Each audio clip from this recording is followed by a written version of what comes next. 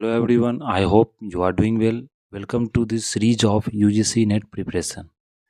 जैसा कि हम लोगों ने प्रीवियस लेक्चर में यूजीसी नेट का जो इम्पॉर्टेंट क्वेश्चंस था पीवाईक्यू हम लोगों ने एनालिसिस किया था, जिसमें हम लोगों ने दिसंबर का पीवाईक्यू जो था क्वेश्चंस यूजीसी नेट से रिलेटेड सोशोलॉजी पेपर 2 का, वो हम लोगों ने अच्छे से डिस्कस किया और उससे रिलेटेड जो जो इम्पोर्टेंट फैक्ट्स थे, जो जो इम्पोर्टेंट थ्योरीज थे और डिफरेंट जो थिंकर्स थे, मेनली जो इम्पोर्टेंट जो उसमें सबसे अगर ज़्यादा इम्पोर्टेंट की बात करें तो सबसे ज़्यादा इम्पोर्टेंस उसमें आपको थियोरेटिकल जो थ्योरीज थे, जिन्होंने थ्योरीज दिया, जितने भी थिंकर्स थे, जितने भी स्कॉलर्स थे, फिलोसफर्स थे, तो उनका जो बुक्स था और उनका जो क्रोनोलॉजिकल ऑर्डर था वो हम लोगों ने भी अच्छे से डिस्कस किया। और कौन कौन से थिंकर्स और प्रपोजर्स ने कौन कौन से बुक प्रपोज किया, कौन कौन से बुक उन्होंने लिखा, क्या क्या कंसेप्ट उन्होंने डेवलप किया, वो सारा जो डिस्कशन था वो हम लोगों ने प्रीवियस लेक्चर में कंप्लीट किया था थ्रू पीवाईक्यू एनालिसिस।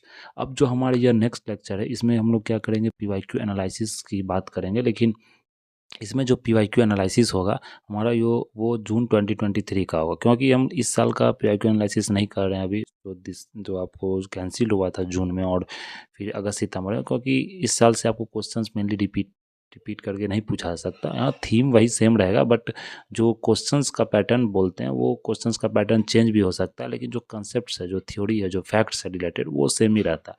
तो ज़्यादा चांस होता है कि आपको तुरंत एक ही ईयर में सेम क्वेश्चंस का पैटर्न या क्वेश्चंस आपको नहीं पूछा सकता, लेकिन जो प्रीवियस क्वेश्चन है वहाँ से आप एक आइडिया ले सकते हैं। वहाँ से आपको ज़्यादा चांस होता है कि कुछ क्वेश्चंस के जो पैटर्न है वो आपको सेम पूछे जा सकते हैं, थोड़ा सा वर्डिंग में चेंजेस वहाँ पर आपको दिख सकता है।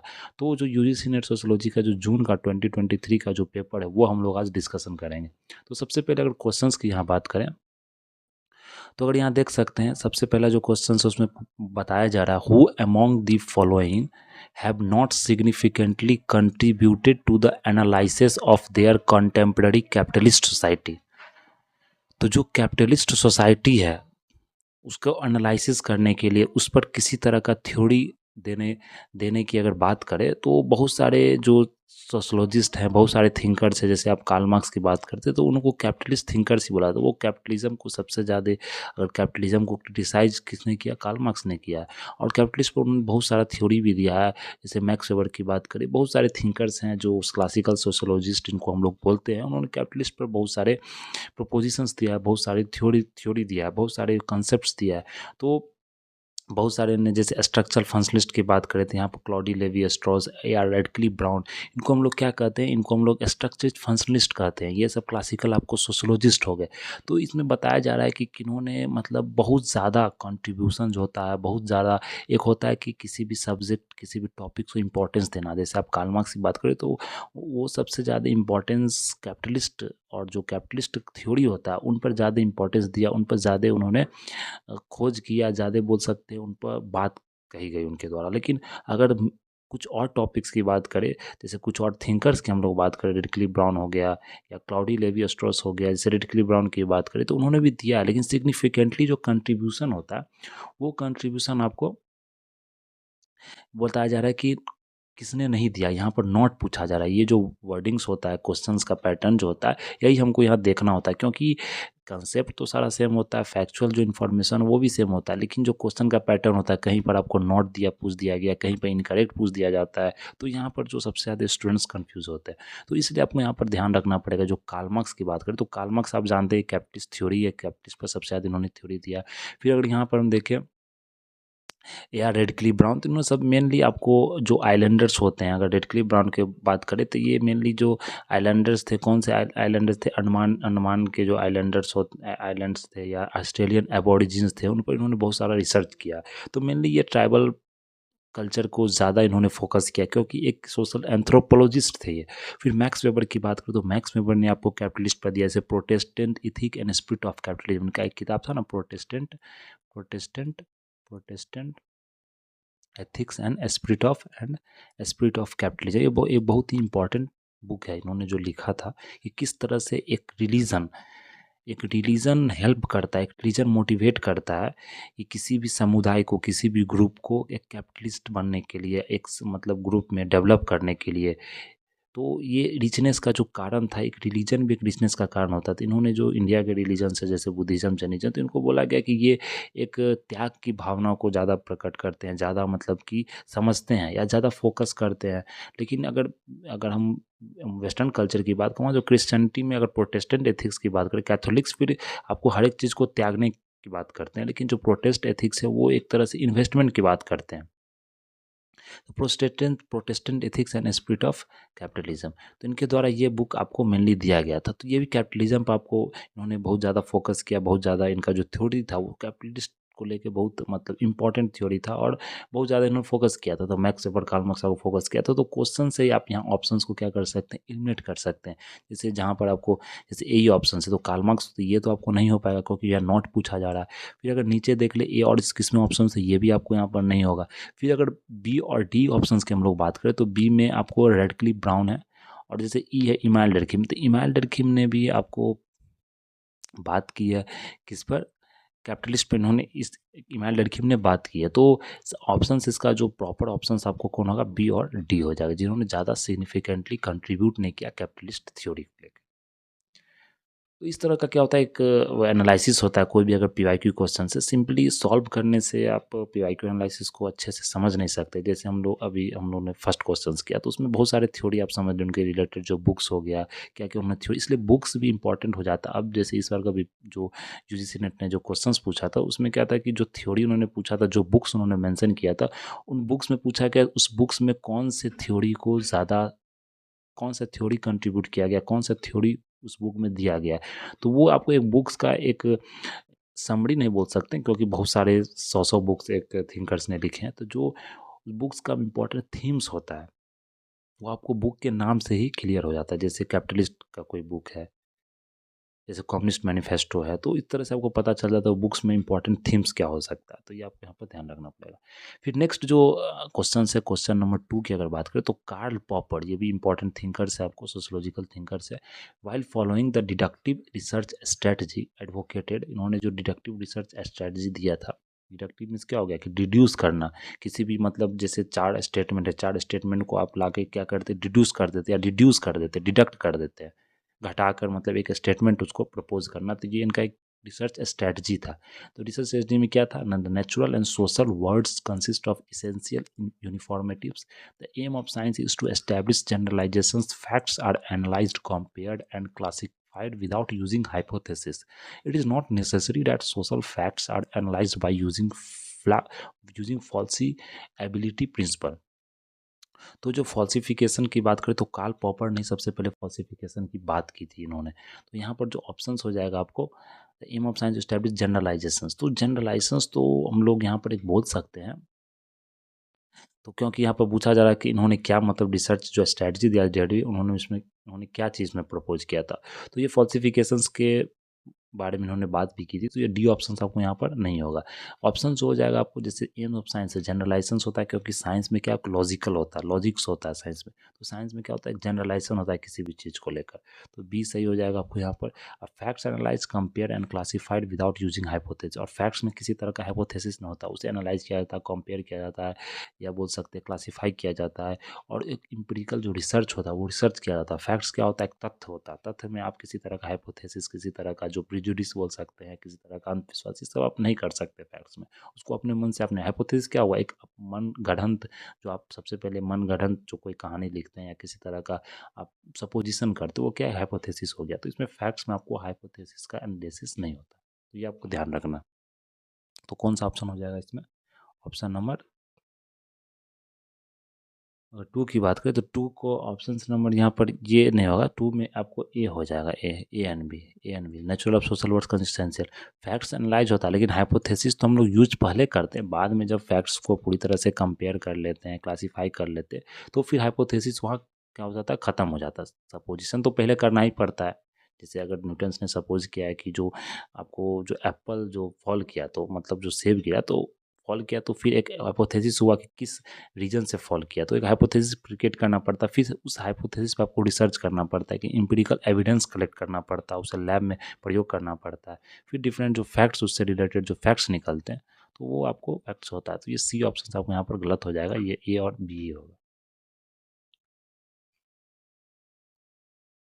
फिर अगर नेक्स्ट जो क्वेश्चन की हम बात करें यहाँ क्वेश्चन नंबर 3 की, तो एनालिसिस में थोड़ा टाइम लगता है, तो इसलिए हम एक एक क्वेश्चन पे क्या कर रहे हैं, अच्छे से यहाँ फोकस कर रहे हैं।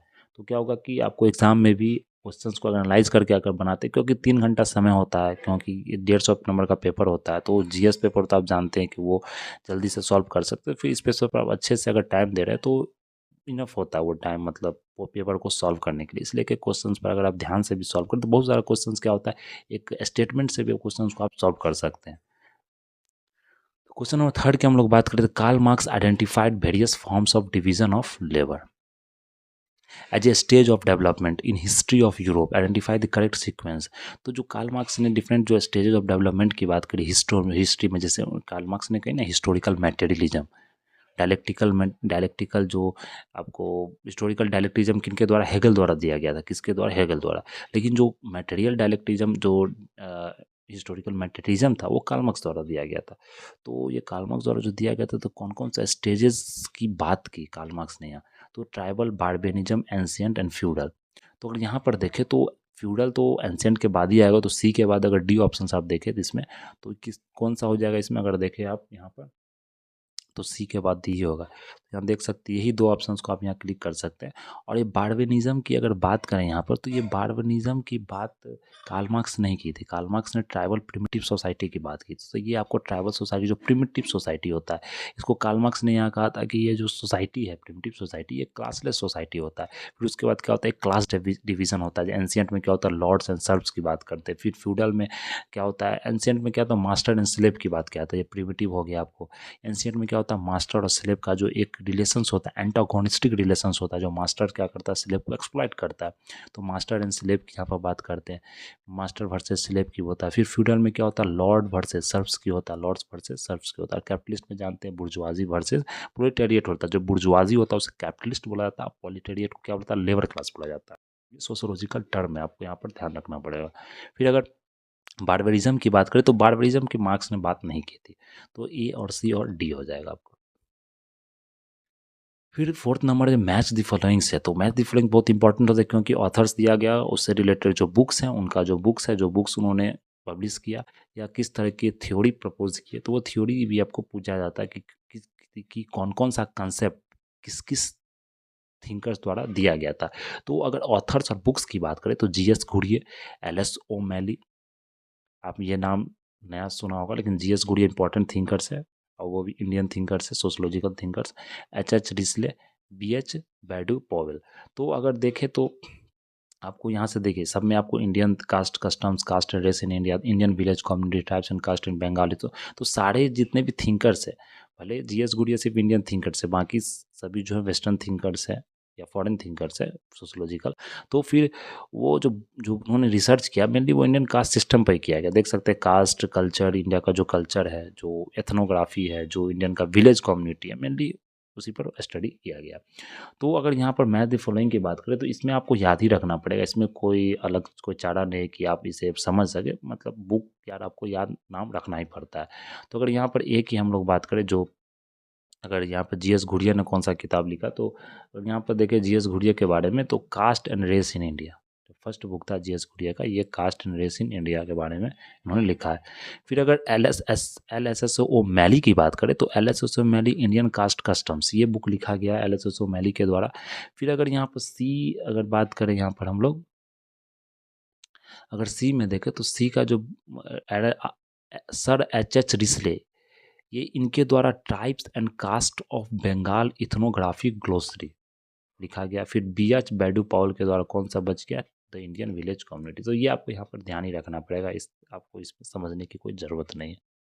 और किताब से ही ये मतलब सिग्निफाई हो जाता है कि कौन कौन से किसके बारे में चर्चा किया होगा, इम्पोर्ट थीम्स क्या होगा इस बुक का, वो किताब से ही आपको नेम से ही पता चल जाता है। तो कौन सा ऑप्शन ए हो गया। फिर अगर क्वेश्चन नंबर 5 देखें यहाँ पर, तो ये असर्शन रीजन का आपको क्वेश्चन है। तो असर्शन में क्या, contemporary societies experiences the phenomena of ethnic identity assertion, the research of self identity is intrinsic to human condition. तो कंटेम्प्रेरी सोसाइटी जो है experience the phenomena of ethnic identity, तो एथनिक आइडेंटिटी का अभी देखें तो कंटेम्प्रेरी सोसाइटी, कंटेम्प्रेरी मीन्स क्या होगा, मॉडर्न सोसाइटी है, वो एथनिक आइडेंटिटी को आपको ज़्यादा क्या करता है, एक एक्सपीरियंस करता है। तो इस तरह का आज है, मतलब जो असर्शन बताया जा रहा है यहाँ, रीज़न क्या बताया जा रहा है, the search of self identity is intrinsic to human condition. अपना जो एक आइडेंटिटी खोजना, ये ह्यूमन कंडीशन का एक सेल्फ बिल्ड नेचर है, जो बोलते हैं ना इन बिल्ट क्वालिटी है, इंट्रिंसिक क्वालिटी है कि हम अपना सेल्फ आइडेंटिटी, अपना एक जो वजूद होता है, एक अपना जो सेल्फ आइडेंटिटी होता है, एक अपना डिग्निटी हो, खुद अपना एक खोजता है। जो ह्यूमन अपने मनुष्य के अंदर एक यही चीज़ होता है कि कॉन्शसनेस, आपके अंदर एक चेतना होता है। तो चेतना को हम लोग क्या करते हैं, सर्च करते हैं। जानवर और मनुष्य में भेद क्या है, इसलिए हमें सामाजिक प्राणी बोला जाता है। तो हमारे अंदर एक चेतना होता है कि हम अपने अपने सेल्फ आइडेंटिटी, एक मीनिंग, एक लाइफ में एक मीनिंग चाहिए, एक लाइफ को मीनिंग देना पड़ता है, तभी जाके एक ह्यूमन का जो इवोल्यूशन हुआ उसी के क्षेत्र में। इसलिए ह्यूमन का एक मतलब जो आज के समय जो अभी कभी नहीं देखिए किसी जानवर को इस तरह का डिप्रेशन हो रहा है, किसी हो रहा है, वो खाया पिया अपना खुश रहा। लेकिन जो इंसान का जो नेचर है, नेचर की अगर बात करें तो वो एक सेल्फ आइडेंटिटी और जो ही डिग्निटी खोजता है, एक मतलब जो मीनिंग खोजता है लाइफ में कि क्या करना है, क्या आगे बढ़ना है। तो ये इंट्रिंसिक नेचर होता है ह्यूमन कंडीशन का। तो यहाँ पर देखिए ऑप्शन तो दोनों क्या है आपको यहाँ पर सही है, जो ऑप्शंस की अगर हम बात करें तो यहाँ पर दोनों ऑप्शन सही है, लेकिन एक्सप्लेनेशन नहीं है ये कंटेम्प्रेरी सोसाइटी में एथनिक आइडेंटिटी, आज के समय एथनिक आइडेंटिटी पर उतना ज़्यादा फोकस नहीं किया जाता। आज के समय में एक अचीव्ड सोसाइटी स्टेटस की बात की जाती है कि आपका ये नहीं देखा जाता है कि आपका बैकग्राउंड, आपका कास्ट क्या है, आपका रिलीजन क्या है। मेनली जो जितने डेवलप्ड सोसाइटी होते हैं वहाँ पर आपका स्टेटस देख किससे पहचाना जाता है, वो आपके जो जो डिग्री होता है, जो क्रेडेंशियल आपने कमाया है, जो आपने डिग्री कमाया है, जो आपने स्किल, आपने मतलब जो एक्सपीरियंस किया, जो स्किल आपके पास है, तो उसको ज़्यादा वैल्यू दिया जाता है सोसाइटी में। तो ये सही तो बात सही है, मतलब कि कंटेम्प्रेरी सोसाइटी एथनिक आइडेंटिटी भी कहीं कहीं होता है ये, लेकिन ये चीज़ आपको इस पर अगर बोले तो रीज़न आर्ट में तो ये करेक्ट नहीं बैठ रहा है, इसलिए आपको बी ऑप्शन होगा। फिर अगर नेक्स्ट देखें क्वेश्चन नंबर 6 की बात करें तो sociology of emotions examine the relations of feelings with the following. तो सोशियोलॉजी जो इमोशंस है, सोशियोलॉजी ऑफ इमोशंस, ये भी एक अलग टॉपिक है, इमोशंस पर बात करती है, किस तरह से इमोशंस आपका चेंज होता है, क्यों चेंज होता है, क्या इफेक्ट पड़ता है, क्या इम्पैक्ट पड़ता है सोसाइटी का आपके कल्चर के हिसाब से, स्ट्रक्चर, इंट्रैक्शन। तो इस तरह का तो बताया जा रहा है कि कौन कौन से यहाँ पर आपको ऑप्शन सही हैं। तो सबसे पहला ऑप्शन क्या है, कल्चर्स। तो cultures, structures, interactions, kingdom, ocean. तो इमोशंस में तो ओशियन किंगडम तो ये एक फाइलम हो गया, ये अलग ही चीज़ हो गया, मतलब सोशोलॉजी से अलग ही रिलेटेड हो गया। किंगडम हम लोग बायोलॉजी में बात करते हैं, किंगडम, फाइलम और स्पेसीज, तो ये अलग चीज़ है। फिर ओशियन में क्या हो गया, कोई मतलब यहाँ पर लिंक ही नहीं बैठ रहा। ओशियन में क्या हो गया, ओशियन तो एक नेचर का चीज़ हो गया, समुद्र हो गया या किसी तरह का आपको महासागर हो गया, सागर हो गया, तो इससे कुछ रिलेटेड आपको यहाँ पर नहीं है सोशोलॉजिकल पार्लांस में या सोशोलॉजिकल वर्ल्ड में। तो फिर यहाँ पर कल्चर की हम लोग बात करते हैं, सोशोलॉजी में स्ट्रक्चर की बात करते हैं, इंट्रैक्शंस की बात करते हैं, तो इसमें क्या हो जाएगा, ए, बी और सी हो जाएगा। तो ये सिंपल क्वेश्चन होता है, इसमें पढ़ने की जरूरत नहीं होती। अगर आप सोशोलॉजी के स्टूडेंट हो तो इतना तो आपको पता होता है कि भाई सोशोलॉजिकल टर्म क्या होता है। किसी भी टर्म को अगर सोशोलॉजिकल कलरेशन देना होता है तो वो अलग चीज़ है, लेकिन सोशोलॉजिकल टर्म होता है, डिफाइन एक टर्म होता है। इसमें वैल्यू, नॉर्म्स, कल्चर, इसी सब की बात करते हैं। जो सोसाइटी में डिफरेंट डिफरेंट जो थिंग्स है, मेनली सोसाइटी की हम लोग बात करते हैं, तो इसमें अलग हम लोग इन्वायरमेंट या नेचर का जो प्रॉपर जो टर्म है, जो प्रॉपर बोल सकते हैं, कुछ भी टेक्निकल टर्म है, उसकी हम लोग यहाँ बात नहीं करते हैं। Who among the following suggested a value difference instead of a value judgment as a methodology to have the status of sociology as a objective science?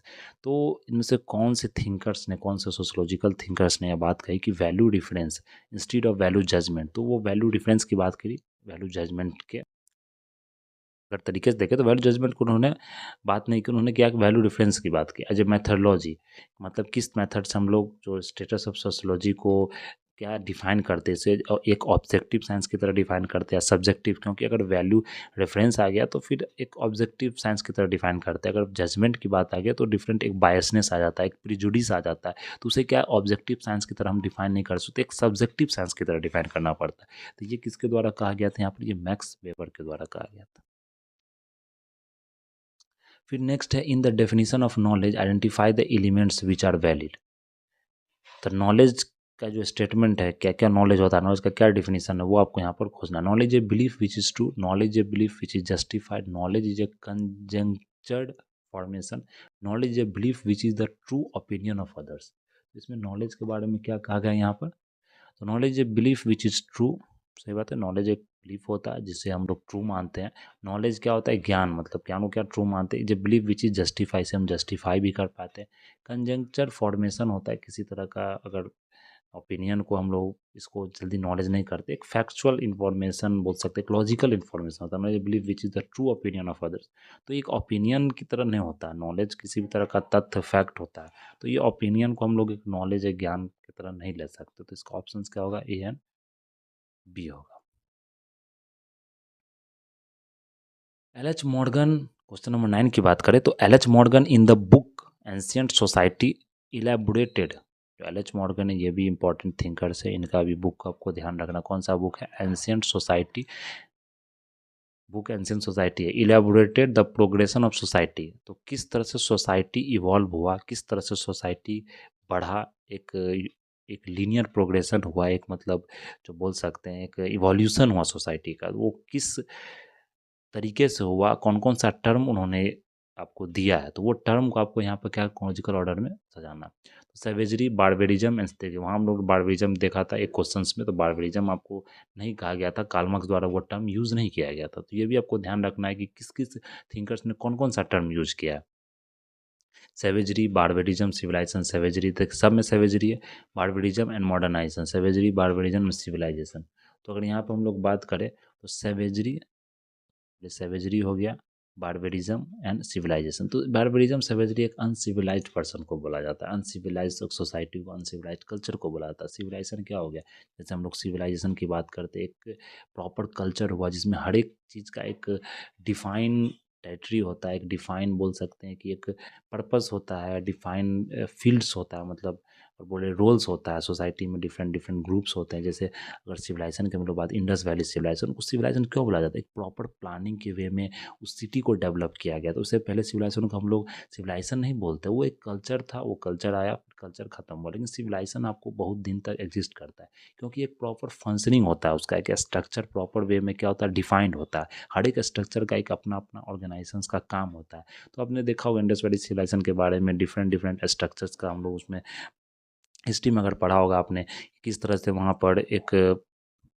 Society का डिवीज़न भी था, तो एक स्ट्रैटिफिकेशन, एक स्ट्रैटेजी के थ्रू एक एक क्या था, डिवीज़न था।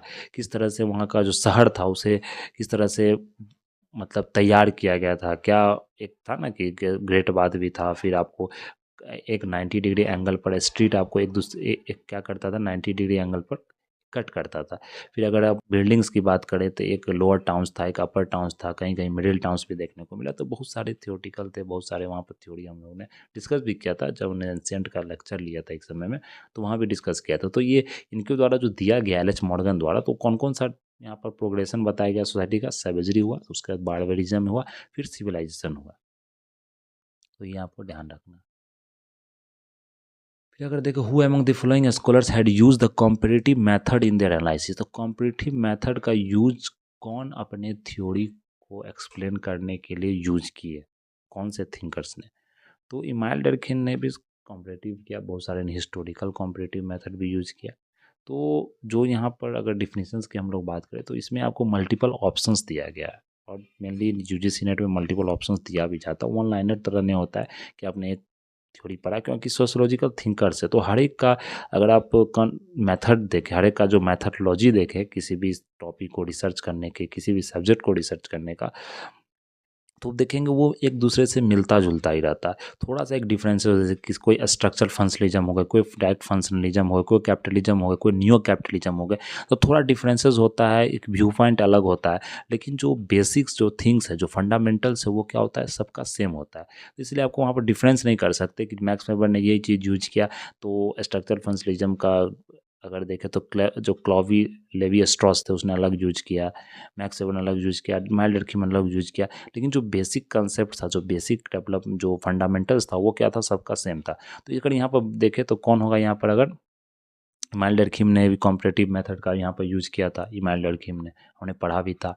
फिर अगर देखें हार्वर्ड स्पेंसर भी कॉम्परेटिव का यूज़ किया, जो इन्होंने ऑर्गेनिज्मिक थ्योरी की बात की, ऑर्गेनिस्मिक ऑर्गेनिस्मिक। तो यहाँ पे इन्होंने एनालॉजी एक प्रकट किया, ऑर्गेनिस्मिक एनालॉजी। तो आप जानते हैं किस इन्होंने बोला था कि जिस तरह से बॉडी का डिफरेंट पार्ट्स एक दूसरे से मिलकर एक फंक्शंस करता है, तो बॉडी क्या होता है कि सिस्टमाइज वे में चलता रहता है। अगर एक फंक्शंस रुक जाए तो क्या होता है, बॉडी आपको फिर वो फंक्शंस करना बंद कर देता है। तो इसलिए सोसाइटी का भी वही होता है कि different different structure, different different जो सोशल इंस्टीट्यूशंस है, जैसे रिलीजन हो गया, लॉ हो गया, फैमिली हो गया, मैरिज हो गया, तो ये सब क्या डिफरेंट इंस्टीट्यूशन है, स्कूल्स हो गया, जैसे एजुकेशनल इंस्टीट्यूशंस हो गया, तो ये अगर फंक्शंस अगर एक बंद कर देंगे तो सोसाइटी क्या होता है, आपको डिसइंटीग्रेट हो जाता है। सोसाइटी क्या होता है, आपको इवोल्यूशन बंद हो जाता है। सोसाइटी क्या होता था, आपको क्रैश कर जाता है। तो ये मतलब कि आपको एक इवोल्यूशंस होता है किसी सोसाइटी को प्रोग्रेस करने के लिए, तो इन्होंने ऑर्गेनिज्म एनालॉजी का यूज किया था। मैल्डरखिम ने भी यूज़ किया डिफरेंट जो ऑर्गेनिक सॉलिडरिटी, मैकेनिकल सॉलिडरिटी, तो आपने पढ़ा भी होगा। तो ये क्या हेल्प करता है, अगर आपने कंसेप्ट पढ़ा तो उसी कंसेप्ट से आपको क्वेश्चन पूछा जाता है।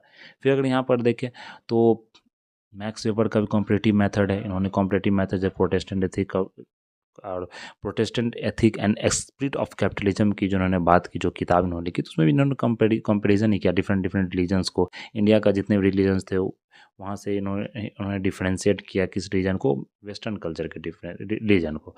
तो ये मैक्स वेबर का भी था। तो एक देखे होंगे, लेकिन आपने रेनी वेबर, हर्बर्ट ब्लूमर, तो इनको इस तरह का कंपैरिजन आपने नहीं देखा होगा। तो ये ऑप्शन आपको यहाँ पर डी सही है। फिर नेक्स्ट देखिए थिंकर्स कंसेप्ट देखे, वहाँ थिंकर्स बुक्स था, ये थिंकर्स और कौन कौन से कंसेप्ट किस थिंकर ने आपको दिया है। तो Max Weber, Georg Simmel, Thorstein Veblen, Dorothy S Thomas. तो जो थॉर्स्टेन वेवलेन है, अगर जानते हैं, आपने पढ़ा होगा वेवलेन थ्योरी, तो ये बहुत इंपॉर्टेंट थ्योरी, इन्होंने कॉन्स्पिक्यूअस कंजम्पशंस को लेकर बहुत सारी बातें इन्होंने बोली है। तो सबसे पहले अगर यहाँ पर देखें, आप ऑप्शंस में अगर देख ले तो एक एक भी अगर यहाँ पर आप एलिमिनेट कर देते हैं या मतलब, तो आपको ऑटोमेटिक ये क्या होगा, सॉल्व हो जाएगा। जैसे थ्योस्टन वेवलेन का कॉन्स्पिक्यूअस कंजम्पशन हो गया। मैक्स वेबर की बात करें तो मैक्स वेबर ने रैशनैलिटी के बारे में अगर देखें तो मैक्स वेबर ने रैशनैलिटी के बारे में अच्छे से डिस्कस किया है। क्या किया मैक्स वेबर ने, डिस्कस किया है। तो मैक्स एंड रैशनैलिटी के बारे में डिस्कस किया है। जॉर्ज सिमल ने सोशल एसोसिएशन के बारे में डिस्कस किया है। फिर अगर डोरोथी एस थॉमस की बात करें तो ये एक नया हो जाता है थिंकर्स, जो आपने पढ़ा भी नहीं अगर हो सकता है आपने पढ़ा भी हो। तो D Dorothy S Thomas, definition of situations, ये डेफिनेशन ऑफ सिचुएशन के बारे में उन्होंने बात की है, जो कि आपको ए नंबर ऑप्शन हो। तो इस तरह से आपको यहाँ पर क्या करना, सॉल्व करना है एक एक जो ऑप्शंस है। अगर हम लोग ऐसे सॉल्व करें कि तुरंत तुरंत मतलब आगे बढ़ते जाए तो फिर ये टाइम नहीं लगेगा, लेकिन अगर इस तरह से आप सॉल्व करते हैं तो क्या होगा, एक दिमाग में बैठेगा और एक ऑप्शंस आपको याद रहेगा, और जो डिफरेंट थिंकर्स उनका कंसेप्ट भी आपको याद रहेगा, और एक लॉजिकल रूप में हम लोग सॉल्व कर रहे हैं। क्योंकि एक यूजीसी नेट का एग्ज़ाम है, आप प्रोफेसर्स की तैयारी कर रहे हैं, तो हर एक क्वेश्चंस के पीछे एक लॉजिक होना चाहिए। हर एक जो थ्योरेटिक, ऐसा नहीं कि आप रट के आ गया और सीधे पढ़ लिए। तो देख रहे हैं कंसेप्ट से आपको पता चल जा रहा है कि कौन सा ऑप्शन सही है, कौन सा ऑप्शन गलत है। तो कुछ और एक दो क्वेश्चन हम लोग सॉल्व करते हैं, फिर नेक्स्ट क्लासेस में, नेक्स्ट जो लेक्चर होगा उसमें हम लोग आगे क्वेश्चंस को देखेंगे। क्योंकि ये वीडियो छोटा ही रखते हैं, क्योंकि ज़्यादा लेंथी हो जाता है तो फिर स्टूडेंट्स को देखने प्रॉब्लम हो जाता है। अगर चाहे तो एक ही वीडियो में हम लोग 2 घंटे में पूरा कंप्लीट कर दें, लेकिन स्टूडेंट्स उस चीज़ को आज के समय लाइक नहीं करते, तो इसलिए स्मॉल स्मॉल शॉर्ट्स वीडियो हम लोग यहाँ पर बनाएंगे इसके लेकर। तो फिर अगर 12th नंबर क्वेश्चंस की बात करें तो arrange the sources of knowledge in order of their usages of performance in social research. तो सोशल रिसर्च में किस तरह से एक ऑर्डर नॉलेज को यहाँ पर बनाया जाता है, एक सोर्स ऑफ नॉलेज को आपको खड़ा एक ऑर्डर में सजाने के लिए। Reasoning, sense perception, intuition and authority. तो अगर 12th की बात करें यहाँ पर, तो reason, sense of perception, intuition and authority. तो यहाँ पर कौन सा ऑप्शन इसमें हो जाएगा, ये ऑप्शन नंबर इसमें सी है। सेंस परसेप्शन पहले हो जाएगा यहाँ पर, फिर आपको अगर यहाँ पर देखें तो ये रीजनिंग हो जाएगा आपको, सेंस परसेप्शन, रीजनिंग, फिर ऑथोरिटी और फिर इंट्यूशन। तो ये आपको यहाँ पर ध्यान रखना।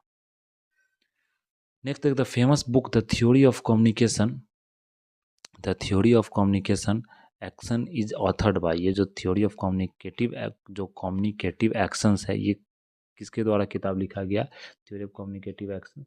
ये जो किताब लिखा गया है ये जर्गन हेबरमास द्वारा लिखा गया। ध्यान रखना, जर्गन हेबरमास, कौन, जर्गन हेबरमास। सिर्फ 14 नंबर देखे, match the following social movements और कौन से स्टेट से शुरू हुआ था, आपको कौन से स्टेट्स ने, मतलब किसने शुरू किया था, क्या इसका थीम था, एंथनी गिडेंस, अल्फ्रेड सूज, जर्गन हैबरमास, हर्बन मार्क्यूस। तो देख रहे हैं ये सब इंपॉर्टेंट थिंकर्स है, ये आपको रिपीटेडली पूछा जाता है। तो एंथनी गिडेंस की अगर बात करें तो एंथनी गिडेंस ने कौन सा बुक यहाँ पर लिखा था?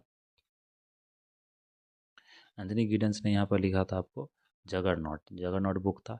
अल्फ्रेड सूज द्वारा यहाँ पर लाइफ वर्ल्ड लिखा गया था। जर्गन हैबरमास द्वारा यहाँ अगर बात करें तो आइडियल स्पीच लिखा गया था। हर्बर्ट मार्क्यूस द्वारा बात करें तो वन डायमेंशन आपको मैन लिखा है, वन डायमेंशनल मैन।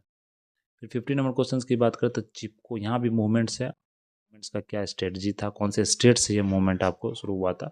चिपको, अंटी अराक, नक्सलवाड़ी, शेतकारी मूवमेंट। चिपको मूवमेंट सब जानते हैं, ये कहाँ से? उत्तराखंड का मूवमेंट था। सिंपल है, सब जानते हैं। तो ये आप सॉल्व यहाँ पर कर सकते हैं। फिर अगर एंटी अड़क की बात करें तो ये आपको वेस्ट बंगाल में था। अड़क की बात करें तो वेस्ट बंगाल में था। और नक्सलवाड़ी की बात करें, नक्सलवाड़ी तो सब जानते हैं, ये कहाँ था आपको? नक्सलवाड़ी अंटी अराक बी की बात करती है, आंध्र प्रदेश में था। नक्सलवाड़ी आपको वेस्ट बंगाल में था। शेतकारी मूवमेंट कहाँ था? महाराष्ट्र में था। तो आपको यहाँ पर ये चीज़ ध्यान रखना। तो हम लोग क्या करते हैं, क्वेश्चन नंबर 15 तक ही सॉल्व करते हैं। नेक्स्ट लेक्चर में हम लोग नेक्स्ट 15-20 क्वेश्चन सॉल्व करेंगे, क्योंकि क्या हो रहा है कि सॉल्व करने के लिए 30 मिनट में 50-100 क्वेश्चन भी सॉल्व कर दे, अगर क्वेश्चन बता रहे हैं, ऑप्शन पर टिक लगा रहे हैं। लेकिन क्या करें, एक एक क्वेश्चन पर हम लोग यहाँ पर एनालाइज करें, एक क्वेश्चन को एनालाइज करें, वो ज़्यादा इंपॉर्टेंट हो जाता है एग्जाम पॉइंट ऑफ व्यू से। तो अभी के लिए हम लोग इतना ही रहने देते हैं। That's all for today. आपका ये जो पीडीएफ है, ये पीडीएफ आपको टेलीग्राम चैनल जो क्वालिटी जीएस क्लासेस है, ये आपको प्रोवाइड करा दिया जाएगा। आप ज्वाइन कर सकते हैं क्वालिटी जीएस क्लासेस। तो अभी के लिए इतना ही रहने देते हैं। That's all for today. Thank you very much.